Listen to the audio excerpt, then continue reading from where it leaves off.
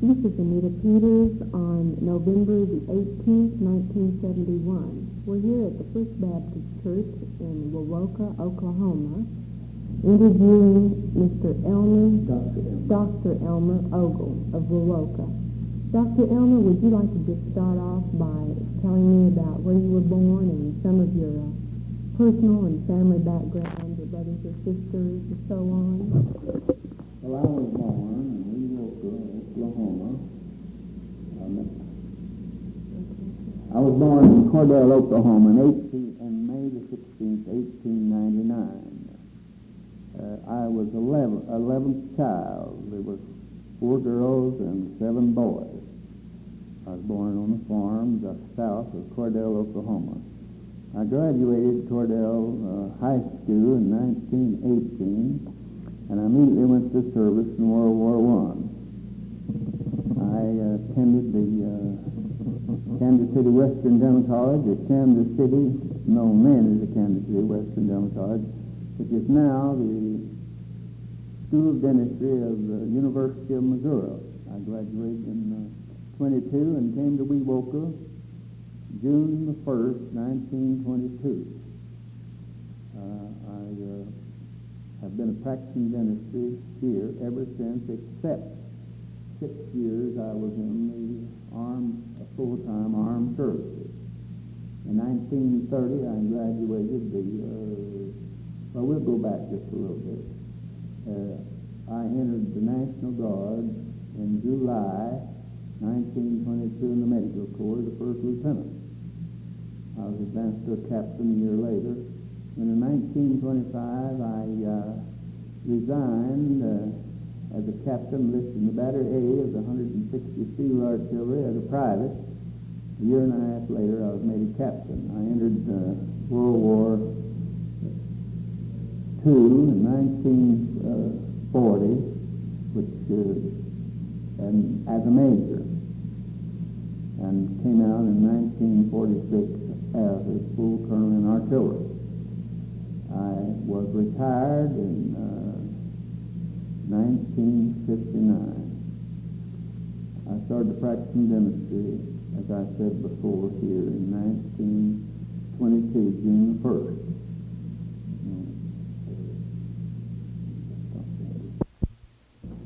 Well, you were born in Cordell. What was it like in the early days, and what was it like when you moved to Wewoka? Tell us the differences.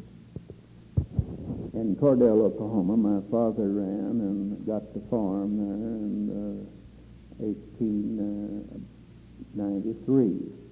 Of course, Cordell, when I was born, was Oklahoma Territory, and it was made a state in 16th of November, 1907. I can remember our first governor, and it was a typical western town, and very progressive, we thought, and Cordell now is a nice little town, and that really is all the background that I have there. I left Cordell in 1918.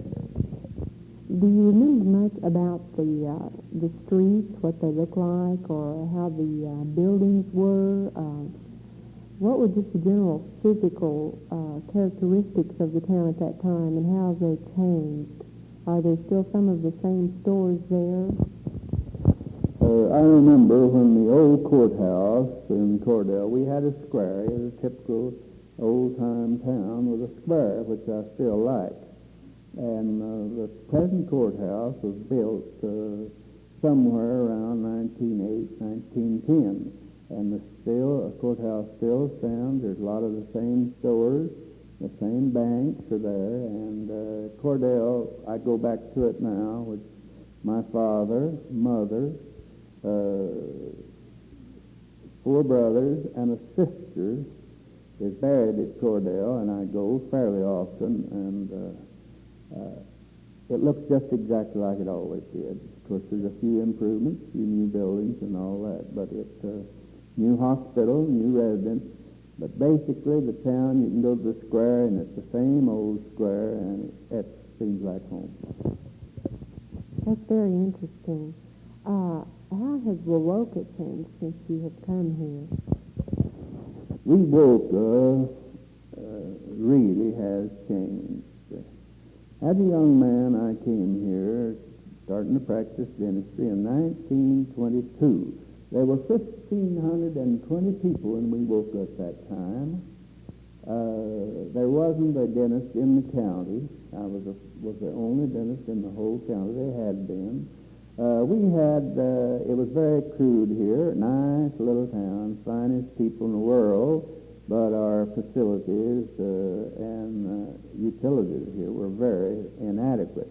For instance, Wewoka had a municipal light plant, and that light plant operated from 5 o'clock in the afternoon till 12 midnight. 5 minutes before midnight, the lights flashed out long, and then in 5 more minutes they were gone. On Tuesdays and Thursdays, we had lights in the morning from 8 o'clock to 11 for the women to iron. And in practicing dentistry then, I could not use my electric drill except those times, and at night I used an old foot drill. And in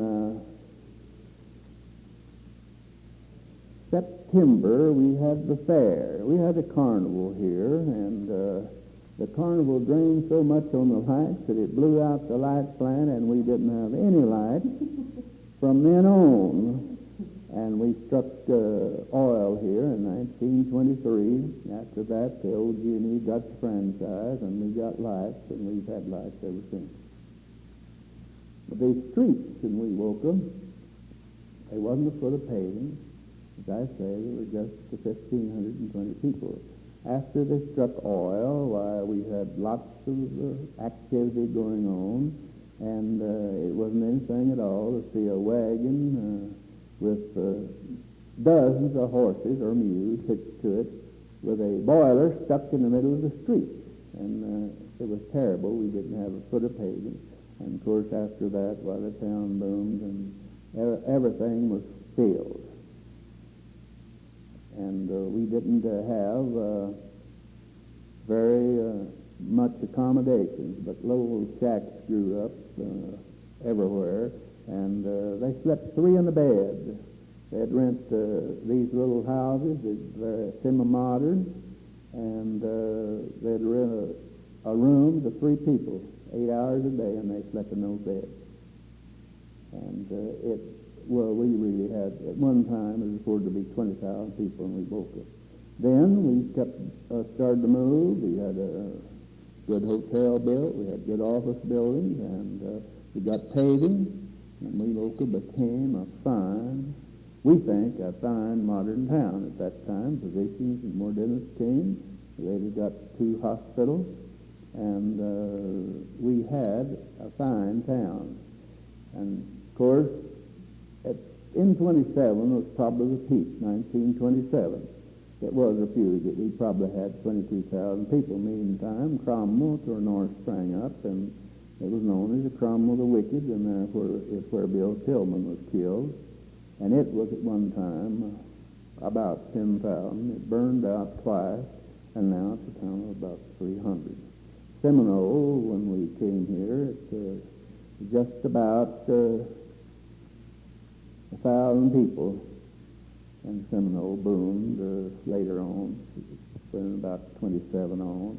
And it is now bigger than Wewoka. It's probably 3,000 or 4,000 bigger than Wewoka. But at one time, we were 3rd county in the state and had 92,000 people in Seminole County. Then the oil boom was really the changing point for Wewoka, wasn't it? That was the... That is right. Of course, we were a farming community and raised lots of cotton. There were 4 gins in Wewoka when I came here, and there's none around here now, not at all. And it changed from farming to oil, and oil was the main thing, and it plays a big part yet. Now we have lots of cattle raising, and lots of people bought land and rehabilitated it and set it in grass and so forth. and we have lots of cattle and lots of cattle farming, very little cotton around Wewoka now. You mentioned the first hotel being built in town that was a good hotel. Which one was that? That was the Aldridge Hotel. It is now in operation by Gene Aldridge, built that. He was a very pioneer. He died just a few years ago, past 90 years old. And he was one of the founders of Wewoka. Now, I might go back a little bit, and we had a big fire here in 1925. All of our buildings, the commercial hotel was burned. Also, the Wewoka Trading Company, which helped my office, and in place of that, they built the Cutler Building, and they built the Key Building, which was built by General W.S. Key. General W.S. Key was a pioneer in Wewoka, owned a hardware store here. He was he was in World War I. He commanded the old Company G of the old 1st Infantry and took it to World War I and came back a lieutenant colonel. He later organized Battery A of the 160th Field, Battery A of the 1st Field Artillery. It was recognized as such the 28th of July, 1920. It was redesignated Battery A of the 160th Field Artillery, 14th of October, 1921. General Key who was then Captain Key, went up and was a lieutenant colonel and commanded the 160th Field Artillery. And he later became brigade commander, and he became division commander, major general, and took the division into World War II. General Key was the first, or Captain Key at that time, was the first commander of Battery A.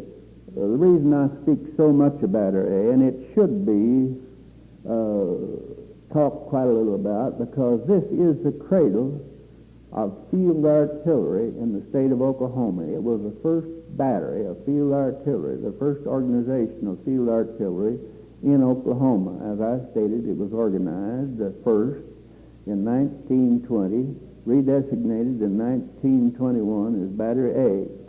Captain Key was its first commander. Captain Milam Wilson was its, Irving Wilson was its second commander. Captain Spencer Norval, the third commander, and Captain Lee Saran was commanding it later. Captain Homer Key, who was General Key's brother. Captain R.J. Banta was the next commander. Captain Elmer Ogle, which is myself, was the next commander. Captain D.T. Loss was the next commander. And he took it. I went to the staff. I was the executive of 1st Battalion. Captain Lawson took the battery into service. He was later followed by Captain Reed and Captain Earl Adams, and then he was followed by Captain Cullum, and then Captain Al Brown took the battery into combat in Europe, and later came back and was killed. The men on the battery has had several commanders. I could name them, but in 1959, it was redesignated as infantry. Then in 1968, it was made a quartermaster unit, and it is a quartermaster unit today. That's really interesting. It really is. You mentioned earlier about attending college at Kansas City. Would you like to tell me about the college at that time and how it's changed? Well, the college, of course, when I started into college, there were two different schools, Class A and Class B. Class B was recognized as a 3-year course, and I was advised to go to a Class A school, and I went, and I was the second class ever to have 4 years in dentistry. At that time, you could get your MD degree on 3 years, but I took 4 years, and that is the way of it today. It was a modern school at that time. Then the college was redesignated as Lincoln Lee University, then Kansas City University, and now it's the University of Missouri at Kansas City. In 1924, a new college was built in Kansas City at 10th and Truce.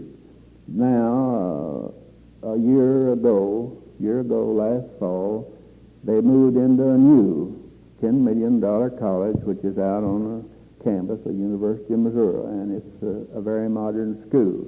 But the school has always been a very fine college, and it was one of the first to go.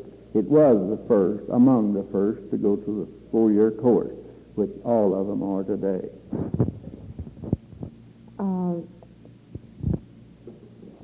What about your social activities at college? Were there any particular traditions or particular activities that stand out in your mind as being perhaps most enjoyable or different from today? When I went to college, you didn't go for social activities. You went to work. And there were 2 girls in the college when I was there, taking dentistry, one in my class. But they had some 3 fraternities, and I didn't have the money. And in those days, the fellow had to have money to be a member of a fraternity, and I was a barb. And then we did have a good fellows club that for people that didn't, and I was president of that one year, which they didn't. But as far as social activities, my social activities really was down at First Christian Church at 11th and Locust, where I met my former wife, and we married. I was not married when I came to Wewoka. I married 4 months after I came to Wewoka. And as I say, the social activities around the church. The college we had one all-college dance. And at that time, I can say it was almost an all-college drunk. I'm afraid it sounds a lot like present-day activities. Well, that was all the time. What about the professors? Are there any of the professors that you had that you know of that are still there, or are there any of the same people? The professors are all gone. Of course, that's been 50 years now. Now, up until a few years ago, yes, but there's some, but none of my professors then. Now, there are 1 or 2. One particular, Dr. Dillon, who was in my class, he still is one of the associate professors at school and is part-time, but he is the only one. The rest of them are all gone. I was the second youngest in my class, and the average in my class, I was the second youngest in my class, and the average in my class was 36 years old at that time. And this was which year of college? 1922. 1922. I would like at this time to really pay tribute to a great man in Oklahoma who is a Wewoka product, and that's General W.S. Key, known lovingly here by the old-timers as Captain Key. As I have recapitulated, I will recapitulate about him being captain of the battery here. He arose from a captain to a lieutenant colonel and commanded the 160th Field Artillery as lieutenant colonel. Colonel Niles was the first commander of the 160th Field Artillery. Then we organized the 45th Division, which was organized in 1923. General Beard H. Markham was its first commander. And immediately, Colonel Niles went up to the 70th Brigade commander, and Colonel Key, Lieutenant Colonel Key, was promoted to a full colonel commanding 160th Field Artillery. A year later, General Niles resigned of the 70th Brigade, Field Artillery Brigade, and General Key, Colonel Key then, assumed command and was made a brigadier general commanding the 70th Field Artillery Brigade. General Markham commanded the division until somewhere around 1929 when he resigned, and General Roy Hoffman was put in command of the 45th Division. 2 years later, General Hoffman retired on account of age, and General Alexander Tuthill of Arizona was made division commander.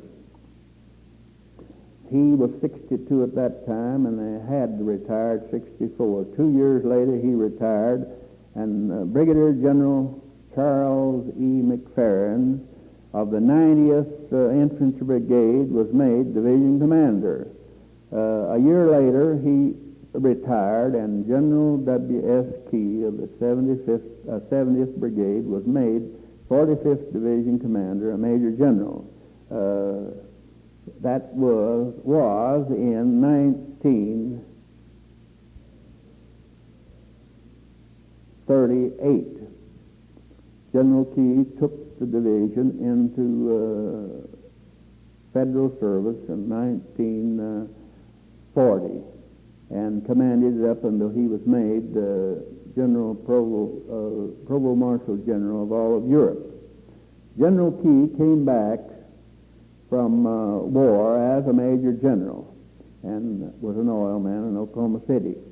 General Key was a distinguished Mason. He was master of the Wewoka of the Seminole Lodge, number 147, which was named after the Seminole Nation, the Wewoka.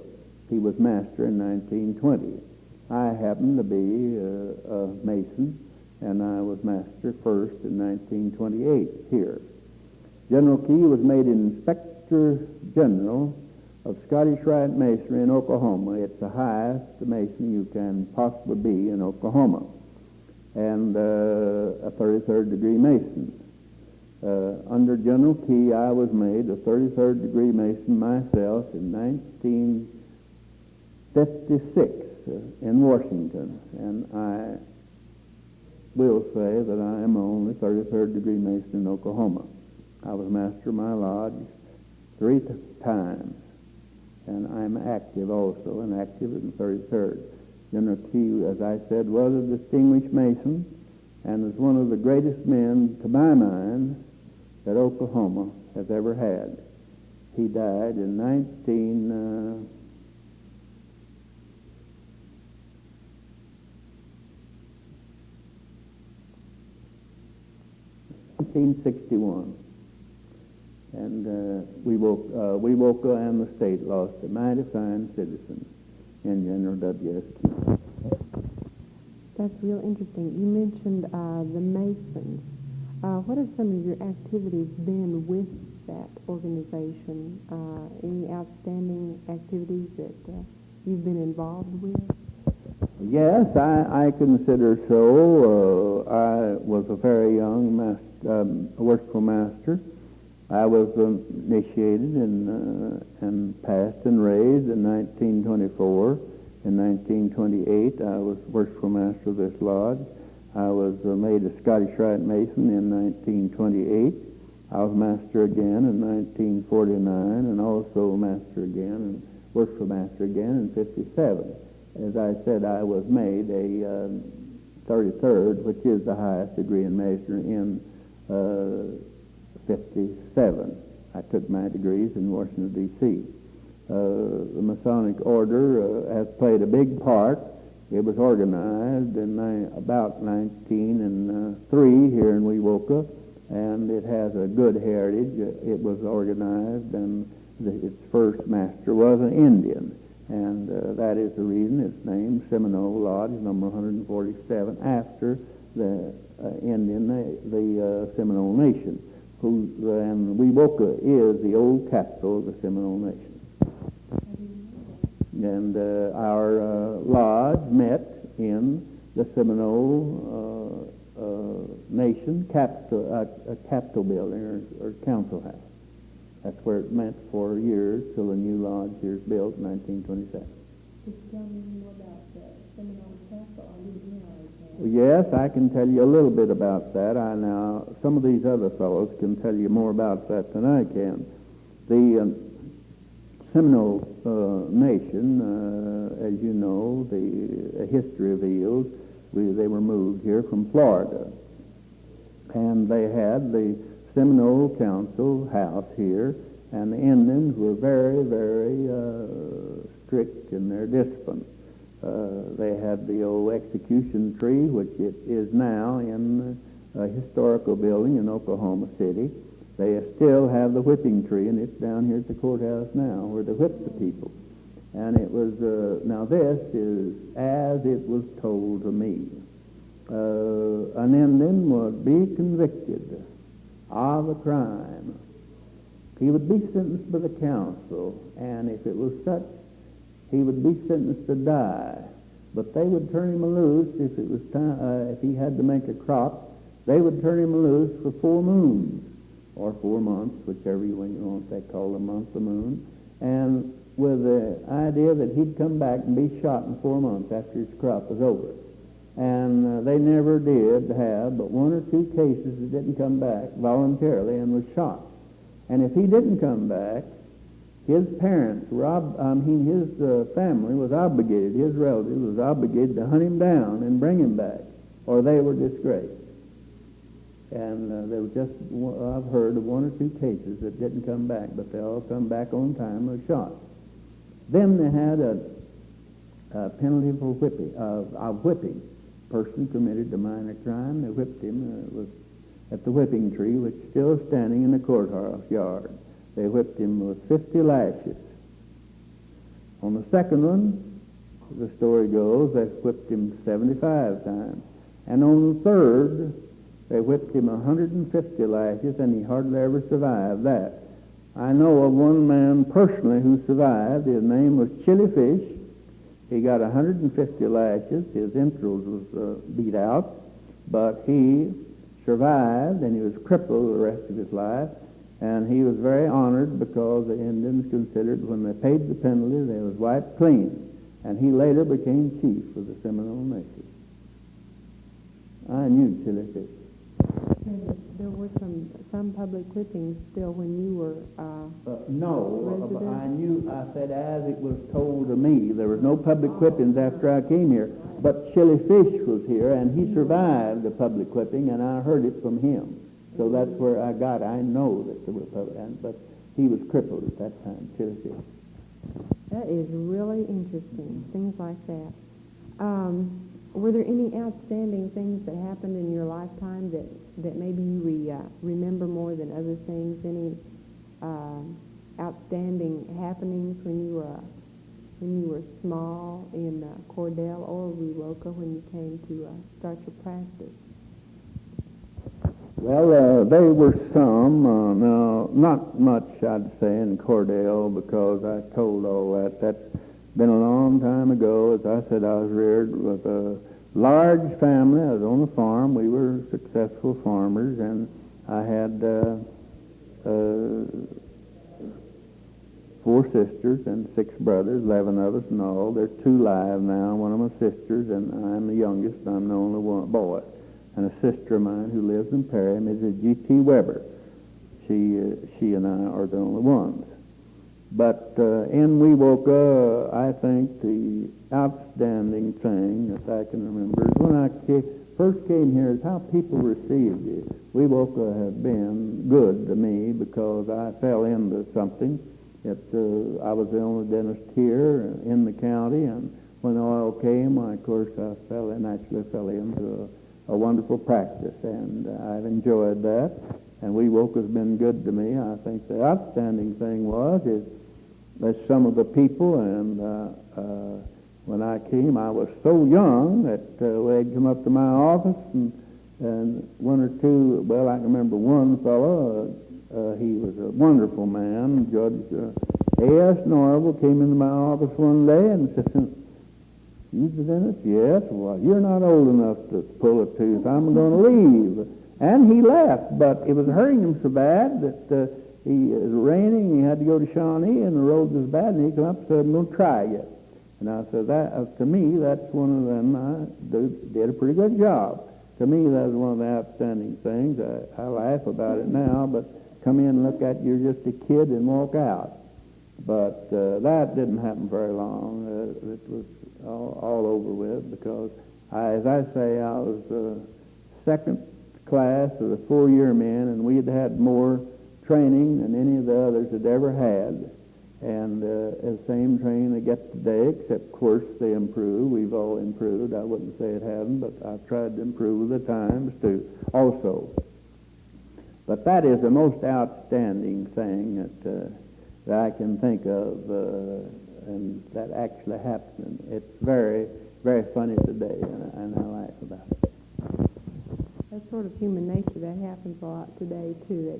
That's one of those things that's sort of timeless. It just sort of repeats itself. At this time, I'd like to state a little bit about a church.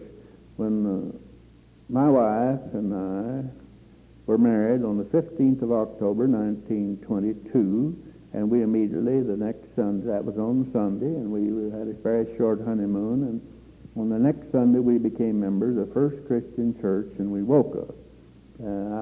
We became very active, and